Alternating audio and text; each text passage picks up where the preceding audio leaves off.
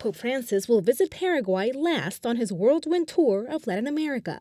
The people of the small but deeply Catholic nation are eagerly awaiting his arrival from July 10th to the 12th. In Paraguay, we are awaiting the messenger of joy and peace. We hope his presence will encourage us and help us reconstruct the communion that has been broken many times for various reasons.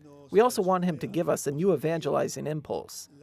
We want to continue the continental mission he is calling for in his encyclical. The Pope is the most important visitor we've had after St. John Paul II. Paraguay is the most heavily Catholic country the Pope will visit on his tour of 3 Latin American nations.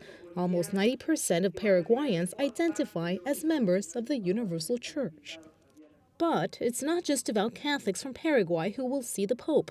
People from all over the continent will travel there for a chance to see Pope Francis up close.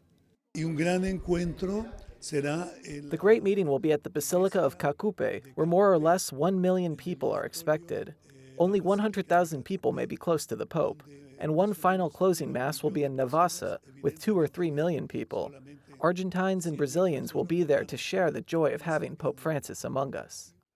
The Archbishop says the Pope's trip will also provide a unique opportunity for people and politicians to come together to discuss and eventually solve some of the country's major problems. We have also the problem of politicians who are always in conflict with each other, in a power struggle.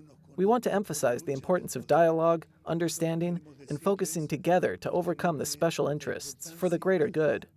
The trip in Paraguay may have a special meaning for Pope Francis, who is, of course, the first Jesuit pontiff. Paraguay was the site of the major Jesuit evangelization back in the 17th century.